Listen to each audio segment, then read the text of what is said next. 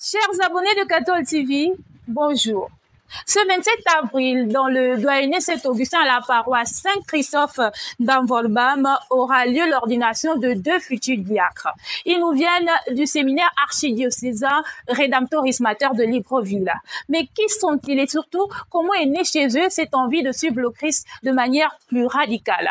C'est pour répondre à ces questions que nous sommes venus pour vous les rencontrer ici, au foyer de charité. Écoutons-les.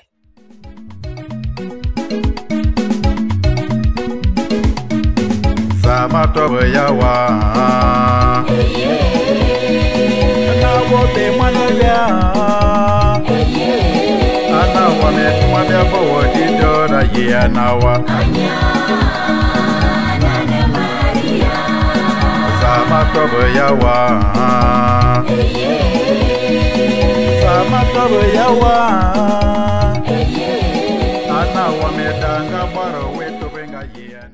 Bonjour frères et sœurs dans le Christ. Je m'appelle Bandasmat Daniel. Je viens de la Zambie. Je suis anglophone. Et j'ai 35 ans. Je suis né en 1989 en Zambie. Je suis l'aîné d'une fratrie de 8 enfants, dont 3 garçons et 5 filles. Je suis arrivé ici au Gabon en 2020.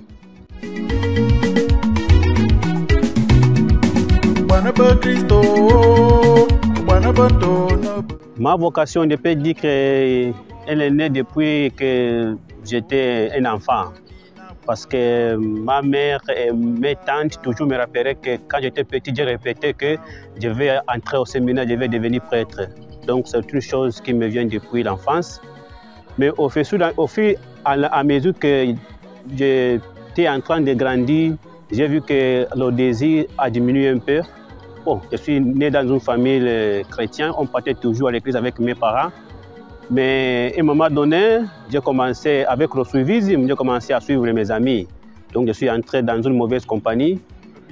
Juste après ma première communion en 2001, c'est là que je suis parti avec mes amis. Donc 4 ans, j'étais dehors de l'église. J'ai parti que pendant la Pâques et la Noël. Mais en 2004, Dieu m'a fait grâce que pendant la veille de Noël, j'ai été ému par le comportement des enfants de cœur. Donc, j'ai commencé à suivre les enfants de cœur pour devenir enfant de cœur. Et c'est à partir de ça que Dieu m'a appelé aussi pour entrer dans le chemin néo-catéchuménal. Et je peux dire ma vocation renaît avec l'intégration du chemin néo-catéchuménal. Parce que c'est lors d'une convivence qu'on appelle la convivence d'entrée que j'ai admiré des prêtres qui venaient de nous évangéliser, des prêtres étrangers qui ne sont pas zambiens. Et ils parlaient dans ma langue, ils parlaient bien. Et moi, j'étais ému pour voir les personnes qui laissent leur famille et aller partout. Donc, moi aussi, quand j'ai été appelé, quand on était invité pour ceux qui, sans la vocation, pour ceux qui veulent entrer au séminaire, moi aussi, je me suis levé pour la première fois en 2007. Et j'ai continué à suivre ce qu'on appelle le pré-vocationnel pour discerner ma vocation. Et c'est comme ça, en 2011, que je suis entré au séminaire Redemptoris Mater diocésain de la Zambie. Je suis entré au séminaire en 2011 et j'ai passé 5 ans dans le séminaire de la Zambie. En 2016, j'ai quitté le séminaire, je suis parti chez moi pour discerner ma vocation. J'ai passé 3 ans dans ma maison. En même temps, j'ai suivi le cours de menuiserie, de charpentier. Et c'est juste après, à la fin de ces études, qu'en 2019, j'ai été réappelé d'entrer au séminaire. Et cette fois-ci, ils m'ont envoyé au Gabon pour continuer mes études et suivre le Seigneur.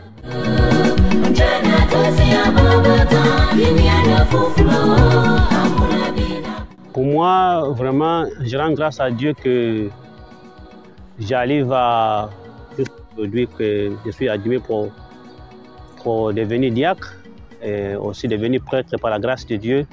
Et Dieu voit c'est que toujours l'œuvre de Dieu qui travaille à moi. Parce que moi-même, avec mes propres forces, je ne pouvais pas y arriver.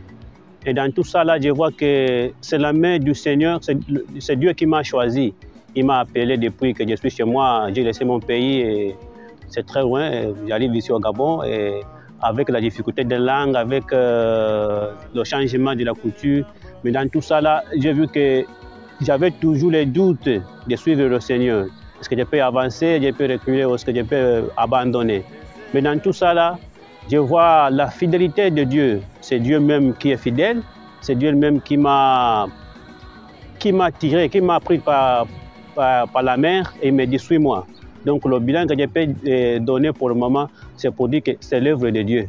Ce n'est pas mon travail, parce que même en dernière minute, je vois que moi, je n'ai pas la force d'aller plus loin si le Seigneur ne me tire pas, si le Seigneur ne m'invite pas de venir à sa suite.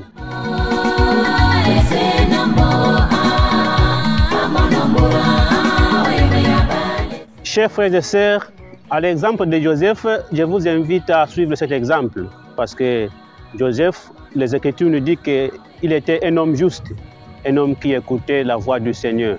Avec le discernement, il est arrivé à accepter de prendre Marie chez lui et faire grandir l'enfant qui nous a donné le salut.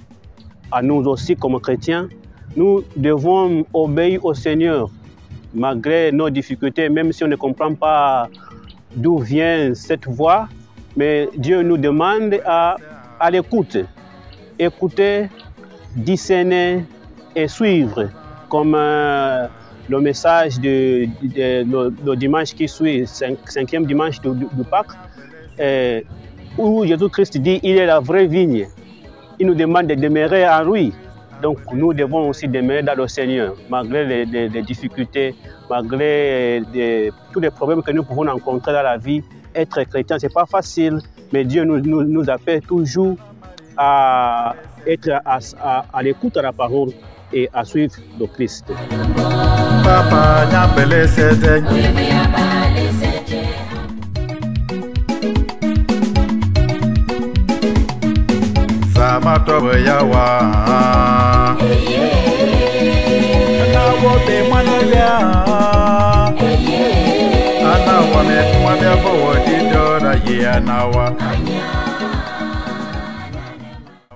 Je suis Bakam Alain Pascalic, d'origine camerounaise.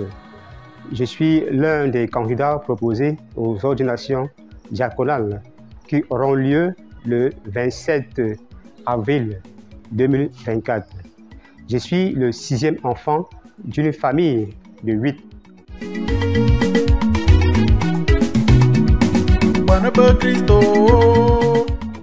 Le désir, j'allais dire l'envie de me donner totalement à Christ, je pense à mon avis que c'est né depuis mon enfance.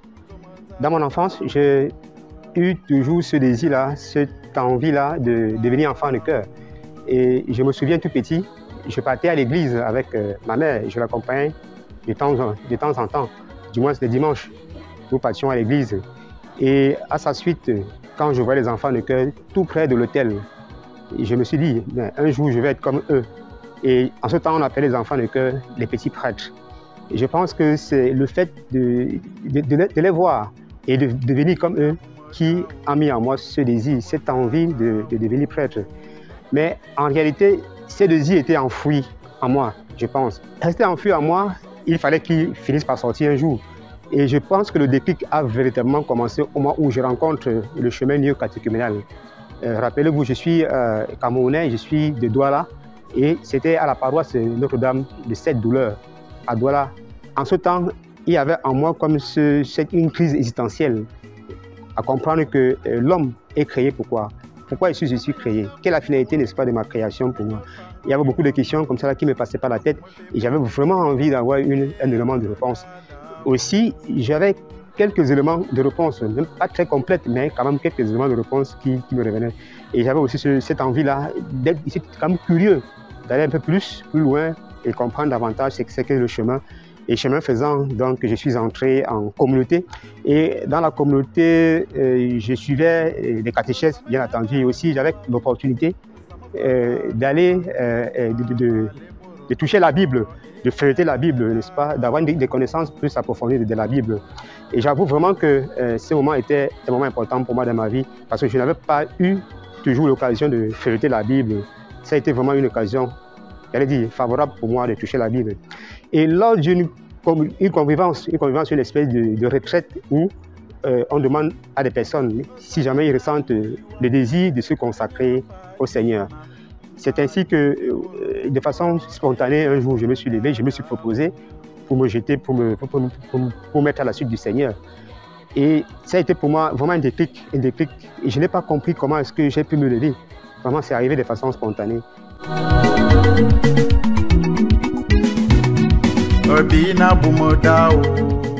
Si on me demandait un jour de faire un bilan par rapport au chemin que j'ai parcouru, moi je m'interrogerais de savoir, y a-t-il vraiment pour un chrétien un bilan à faire de sa vie, surtout pour quelqu'un comme moi qui a ce désir de devenir prêtre et qui reçoit l'appel de Dieu. Je suis l'œuvre de Dieu, j'ai reçu ce don de Dieu, n'est-ce pas, de me consacrer à lui, cet appel de Dieu de me consacrer à lui, non pas parce que je le mérite, non, moi, le Seigneur sait que je suis un homme très faible, un homme fragile, un homme capable de le régner, il le sait. Mais pourquoi a-t-il choisi, a-t-il décidé, n'est-ce pas, de m'appeler à son église, à porter son choix sur moi? Je vois que ce que je le suis par la grâce de Dieu. Et je voudrais reprendre les propos de l'apôtre Paul. Ce que je le suis par la grâce de Dieu, et je vois que la grâce de Dieu envers moi n'est pas restée stérile. La grâce de Dieu envers moi agit. Certainement, le Seigneur a besoin de moi, comme tout chrétien d'ailleurs, que j'aille porter son évangile, j'aille porter sa parole au monde entier. Comme tout chrétien, par le baptême, est roi, prêtre, et aussi prêtre et prophète. Tout chrétien est appelé à cela. Je ne dirais pas que j'ai un bilan à faire, simplement pour dire que c'est le Seigneur qui a le bilan de ma vie. Ma vie repose entre ses mains. Lui, il peut savoir, est-ce qu'aujourd'hui, je obéis à tous ses commandements? Je ne pense pas. Comme je l'ai dit tantôt, ce que je le suis par la grâce de Dieu. Et l'œuvre de Dieu envers moi, je le vois, ne reste pas stérile.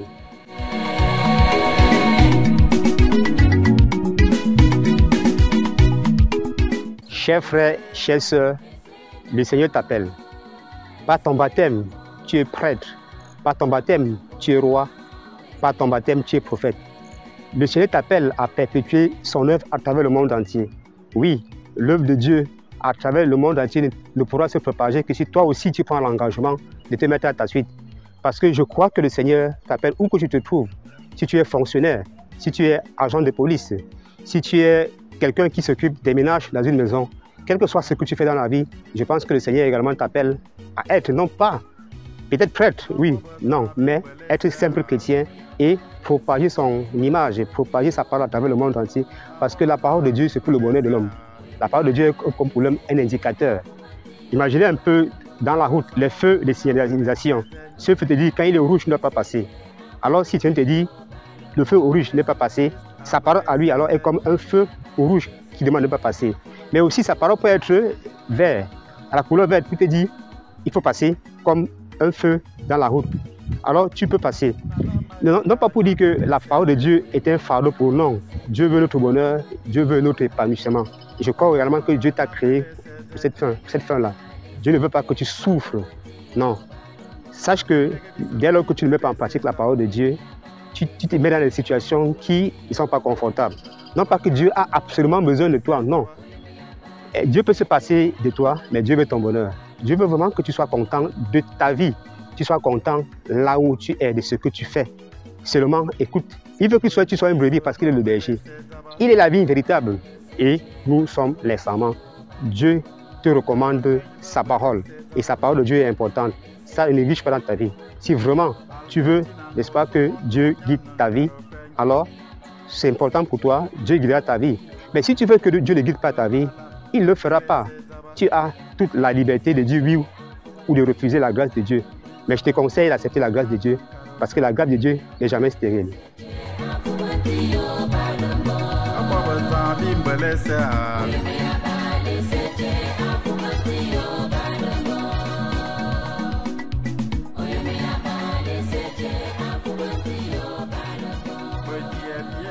Lese Zaba